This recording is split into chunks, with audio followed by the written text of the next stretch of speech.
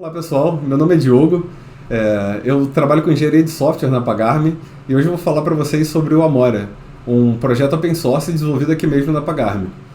Antes de falar sobre o Amora e os problemas que ele se propõe a resolver, a gente precisa falar primeiro sobre o lugar onde o Amora surgiu. Eu trabalho num time de prevenção à fraude de transações eletrônicas, num time de dados composto por engenheiros de software, analistas e cientistas de dados.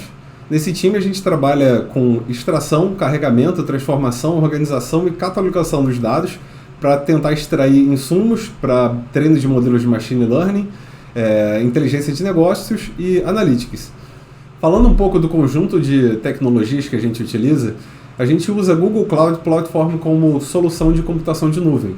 A gente usa BigQuery como Data Warehouse, onde a gente armazena dados de pessoas físicas e jurídicas, dados das transações, operações de chargeback, operações de estorno, os fluxos que as transações passaram e as análises de antifraude. Uma vez que o dado está lá no Data Warehouse, o trabalho de um time se resume a gerar um conjunto de tabelas ou views em cima desses dados, fazendo operações de agregação e transformação em cima desses dados. A partir do momento que a gente tem essas tabelas e essas views sendo manipuladas por diversos membros do time, a gente passa a não ter um conjunto de garantias que a gente tem no desenvolvimento de software colaborativo, né? A gente não tem controle de versão, a gente não tem garantias de qualidade por testes automatizados, a gente não tem documentação e a gente não tem modularização das soluções. É comum que mais de uma pessoa trabalhe em cima de modelo de dados ao longo do tempo, né? Eu posso ter criado um modelo de dados A, e um colega de trabalho iterar sobre esse modelo, adicionando mais uma coluna ou alterando alguma regra de negócio. E a falta de controle de versão faz com que eu não consiga identificar essas mudanças quando essas mudanças foram feitas e o que ocasionou algum problema no futuro. Ainda considerando um cenário onde um modelo foi sendo transformado ao longo do tempo, regras de negócio foram sendo alteradas ou novos dados foram sendo inseridos, para que eu possa ter certeza que o que antes funcionava, para o que antes era válido, ainda é válido, eu preciso executar os mesmos testes que eu tinha antes. Se eu não tenho testes automatizados para essas coisas, significa que todo o processo fica suscetível a erro humano e ele fica muito mais lento porque a gente não tem porque a gente tem pessoas trabalhando naquilo e não computadores trabalhando na seção de qualidade. Outro problema comum é a falta de documentação. A falta de documentação ela gera barreiras de adoção de modelos já previamente escritos, né? Então, digamos que a gente tem um modelo que é uma agregação de dados em cima de clientes, né? A gente lá poderia ter quantidade transacionada, quantidade de operações de estorno que aconteceram. Isso é útil, por exemplo, para análise de antifraude, mas isso também pode ser útil para outros contextos, né? Se eu não tenho uma documentação e eu não tenho esse modelo exposto de forma clara e transparente para todas as áreas que podem ter acesso a essa informação, eu não estimulo o reuso, né? O último problema que eu gostaria de falar é a falta de modularização, né? Sem que a gente tenha um código bem modularizado, a gente não tem reuso de código, que pode gerar duas coisas, né? Ou copy and paste excessivo de trechos de código, ou a falta mesmo de reuso, nem que seja nesse copy and paste, né? Então, o que significa que se eu tenho que fazer, por exemplo, uma transformação para remoção de máscara de um número de CPF, ou de CNPJ, ou de telefone, eu vou ter esse mesmo código sendo desenvolvido várias vezes. Eu posso ter uma solução correta e outra incorreta e perder o tracking de qual está certa, qual está errada, e onde é que esse código está sendo usado ao longo de todas as soluções de desenvolvimento de modelos, né? A partir do momento que a gente identificou esses problemas, a gente resolveu testar e a gente acabou adotando uma solução de mercado, o dbt. Com o dbt é possível escrever modelos de dados utilizando o conjunto de SQL com macros da linguagem template Jinja, tornando possível o uso de estruturas de repetição e de controle, configuração externalizada, ter múltiplos ambientes e tudo num repositório Git comum, né, com testes de dados e integração contínua. A partir do momento que a gente conseguiu estabelecer esse processo de contribuição estável, a gente conseguiu ter um ganho de escala de dezenas de modelos para centenas de modelos, todos com testes de dados e essa integração contínua. E com cada vez mais modelos e cada vez modelos mais complexos, erros no ciclo de desenvolvimento se tornaram ainda mais frequentes. A gente dependia de tentativa de execução no BigQuery para percebê-los, né? Então, no nosso ambiente de desenvolvimento, o ciclo de feedback ainda não estava o ideal e a gente percebeu que ainda tinha espaço para melhora. Depois de estressar o uso dessa solução que combina SQL com Jinja, a gente percebeu o que a gente poderia ter melhor e o que a gente gostaria que fosse diferente. Como tudo quanto é time de dados, né, a gente usa Python, uma linguagem que já se estabeleceu como padrão da indústria de times de dados e de machine learning. A gente está acostumado com um tipo de ergonomia que a linguagem dá para a gente, né? Aí as facilidades que a gente consegue ter e o que a gente gostaria de ter na manipulação de grandes volumes de dados. A gente percebeu que nessa solução que a gente tinha, a falta de link entre o esquema de dados e o ambiente de desenvolvimento fazia com que a gente não tivesse, por exemplo, autocomplete de código no meio da nossa IDE. A gente percebia que erros sintáticos eles não eram detectados no ambiente de desenvolvimento e que a gente dependia não do processo de compilação desses SQLs com Jinja, mas de uma tentativa de execução no BigQuery para perceber esses erros. O Amora, então, nasceu de uma ideia de criar uma prova de conceito capaz de utilizar Python para criar um ambiente ergonomicamente mais confortável para o desenvolvimento de modelos de dados por analistas e engenheiros de software.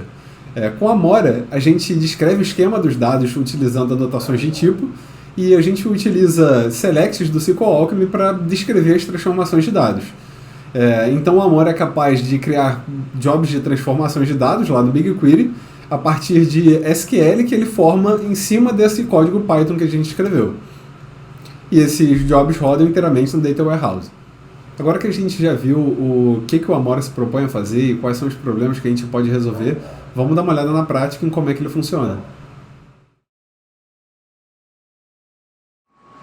Nessa demonstração eu vou utilizar Python 3.9, eu estou usando o PyCharm como IDE e o Poetry como gerenciador de dependências, né?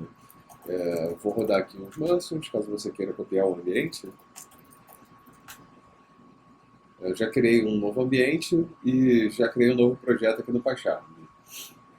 Com o Poetry instalado, basta rodar Poetry de Amora, para a gente instalar o Amora.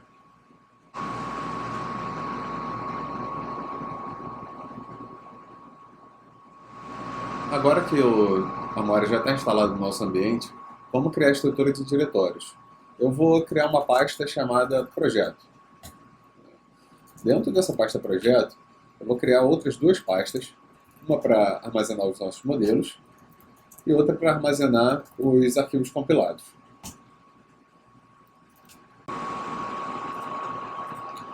Beleza. Agora que a gente já tem esses diretórios criados, vamos...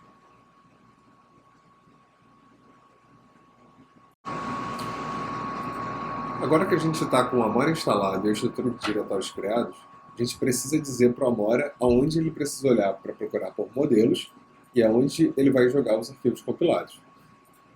Qual projeto da GCP ele vai utilizar e qual o esquema que ele vai utilizar lá dentro do BigQuery. Para isso a gente vai usar essas variáveis de ambiente.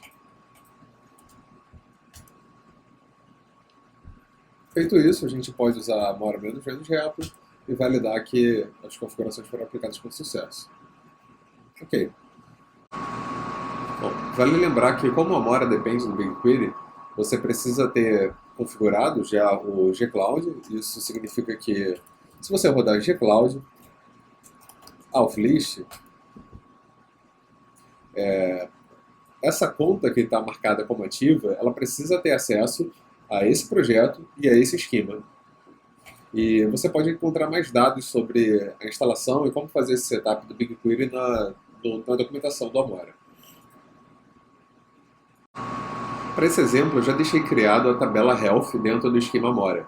Essa tabela tem esse esquema de dados, ela já é populada com diversos dados exportados do Apple Health. O Apple Health ele concentra dados de saúde, né, de frequência cardíaca, de passos, peso e N outros dados, dos quais a gente vai utilizar aqui só os dados de frequência cardíaca para derivar modelos dessa massa de dados. Como o Health já é uma tabela que existe no BigQuery e não é algo que está sendo criado dentro do Amora, A gente pode utilizar o Amora Models Import para trazer o esquema desses dados e criar um modelo Amora a partir dessa tabela já pré-existente.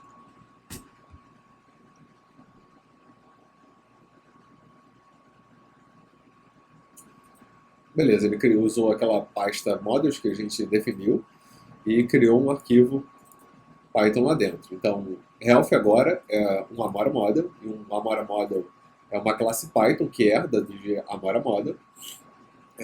Aquelas colunas e o esquema de tipos delas foram definidos aqui, a tabela, qual projeto e qual esquema do BigQuery. Agora que a gente já tem esse nosso modelo base criado, vamos criar então um modelo para frequência cardíaca.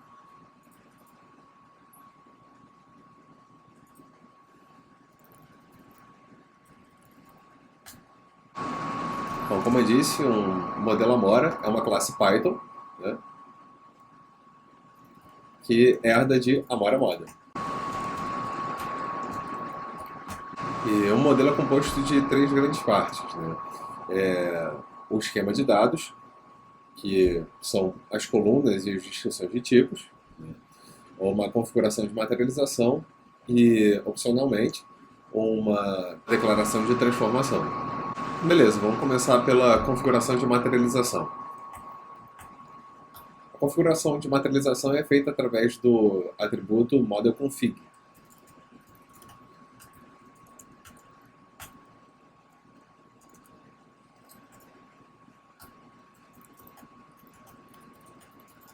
A gente quer materializar esse modelo, no final das contas, como uma tabela. A gente também pode materializar como uma view ou pode dizer que esse é um modelo efêmero. A gente, por enquanto, vai ficar só com tabela. Outra coisa que a gente quer ter é a documentação, né? Então, vamos dizer que esse modelo representa dados de batimentos cardíacos.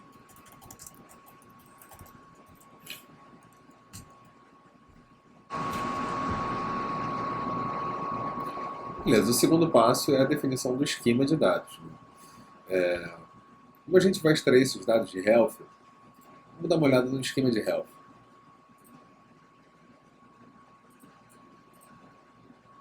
Bom, eu sei que eu vou querer qual a unidade, eu vou querer as datas de captura desses dados e o valor.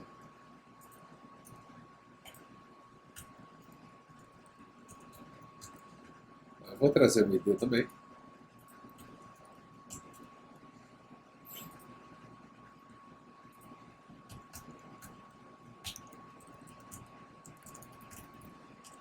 Eu vou dizer que esse atributo aqui ele é único.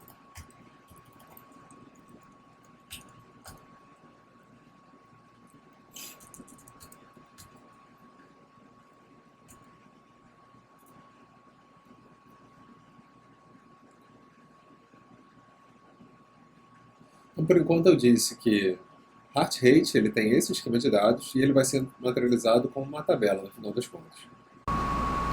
Agora vamos definir a declaração de transformação. Agora vamos definir uma declaração de transformação. A gente vai fazer isso através da definição de um método source.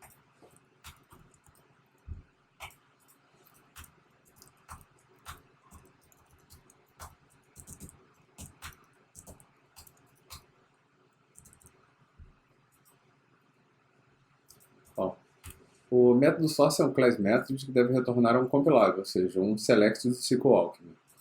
O que a gente está fazendo aqui, né? A gente está selecionando as colunas que a gente quer no nosso modelo e a gente está filtrando o modelo Health para trazer só os dados que sejam do tipo heart rate. Agora que a gente já tem um código básico de transformação de esquema do nosso modelo heart rate, a gente pode usar o comando Amora Compile para transformar esse código Python em SQL.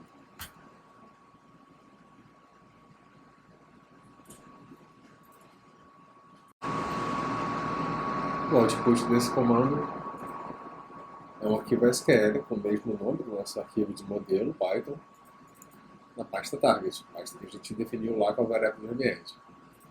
Agora que a gente tem esses arquivos compilados, a gente pode utilizar o comando de materialização para transformar esse nosso modelo em uma tabela lá no BigQuery. Para isso a gente vai usar o Amora Materialize. Mas antes disso, vamos fazer uma alteração aqui no nosso modelo Heart Rate e configurar o particionamento e o agrupamento desses dados. Para isso a gente vai usar o Partition By, no modo config.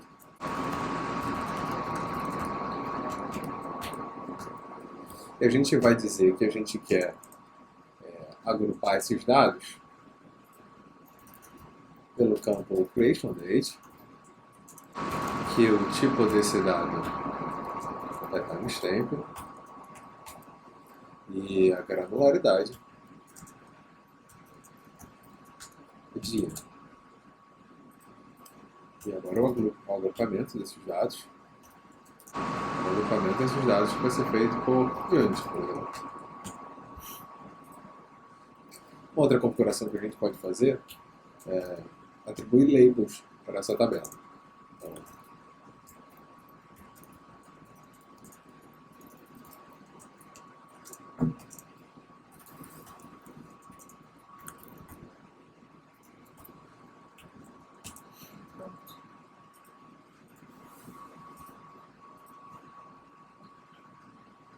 agora que a gente terminou de configurar esse modelo, vamos materializar.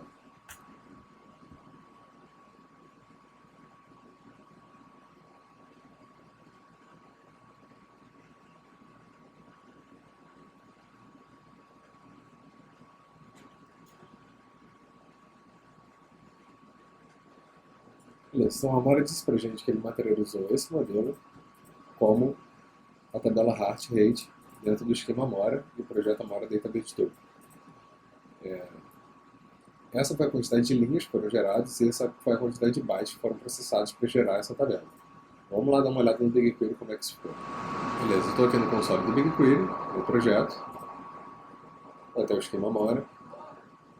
E agora a gente pode ver que tem a tabela Health e a tabela Heart Rate. Clicar na tabela Heart Rate, o esquema dos dados como a gente definiu. Nos detalhes, aqui está a nossa descrição, as labels que a gente definiu, o dado de agrupamento,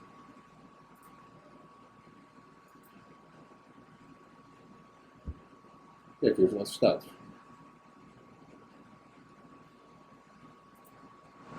Agora que a gente já tem os dados no Data Warehouse, a gente precisa se certificar de que a gente tem dados de qualidade. Para isso, a gente precisa escrever testes. No Amora, os testes também são escritos como código Python. Então, cada um dos testes é uma afirmação sobre uma determinada característica desses dados. Né? Então, falando dos dados de batimento cardíaco, a gente pode dizer o seguinte, que o valor observado por uma coleta de frequência cardíaca não pode ser negativo. Como o Heart Rate é um modelo derivado de Health, as linhas que a gente encontra em Heart Rate elas devem estar contidas também em Health. Que a unidade de medida de cada um desses valores deve ser count por minuto. E a coluna end date não pode ser uma data, tem que ser uma data futura, a start date. Que como a gente está marcando uma data de coleta, né, o final tem que vir depois do início. Como um teste Python, eu criei uma pasta de teste, criei um arquivo teste Heart Rate, e agora a gente vai começar a escrever esses testes. Então, vamos começar importando o nosso modelo.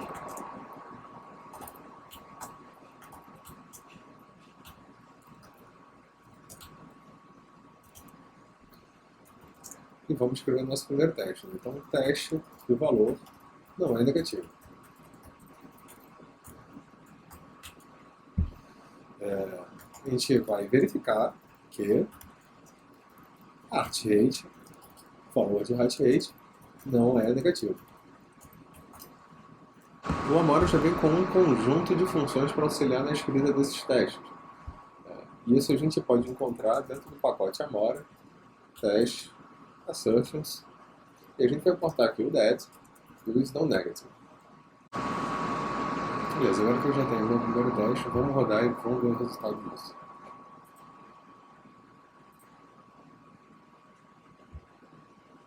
Se não é um teste Python qualquer, a ideia já tem integração e entende que isso aqui é um teste, é só clicar aqui e rodar. O teste no Amora é uma seção de dados, já é uma query que busca por problemas no dataset.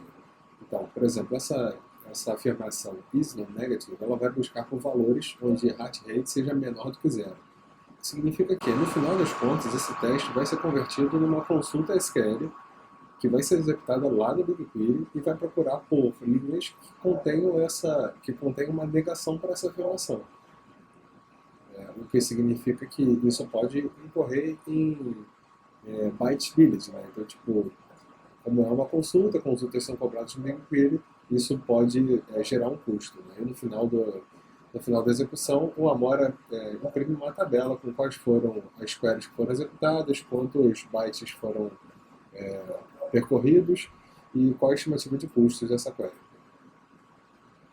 Um outro teste que a gente pode escrever é o da relação entre heart rate e módulo health.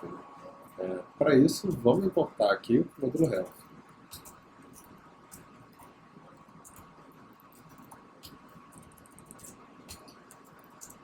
Vamos escrever que ele se relaciona com o modelo health. O que a gente quer verificar é o relacionamento entre Heart Rate ID e Health ID. O Relationship é uma outra função que existe aqui dentro do pacote Assumptions do Amora.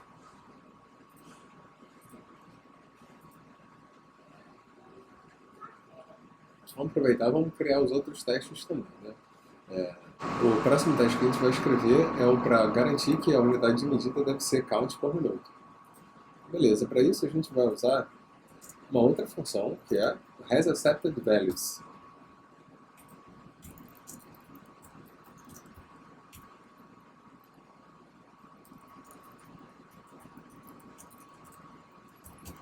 A gente vai escrever aqui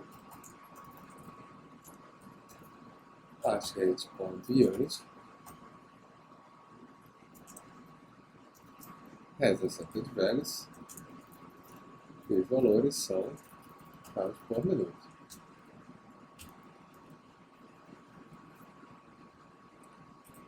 Beleza, temos 3 testes aqui, né? O último teste é para garantir que o end date tem que ser uma data futura à start date. Certo. Para isso a gente vai usar mais uma função, que é expressionTrue.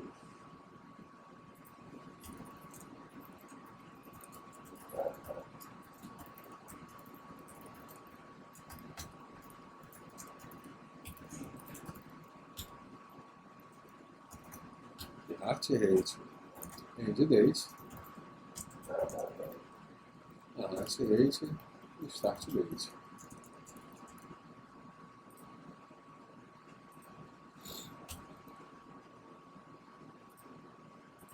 Beleza, agora que eu já tenho todos os testes, eu vou mandar rodar todos os testes desse meu pacote de testes.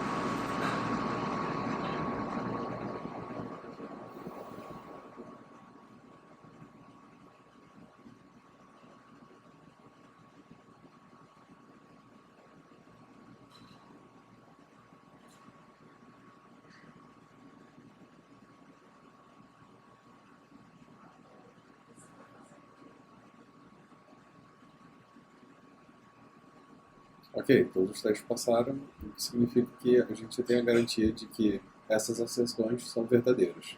Muito obrigado por assistir esse vídeo até o final, e se você ficou curioso e se interessou pelo projeto de alguma forma, eu te convido a acessar a página do GitHub, onde você vai encontrar a documentação e o código-fonte do projeto. Você vai ser exposto a mais funcionalidades do projeto do que a que eu pude apresentar aqui nesse vídeo. E fique à vontade para entrar em contato, seja por issue no GitHub ou por alguma dessas formas de contato que eu deixei aqui. Valeu!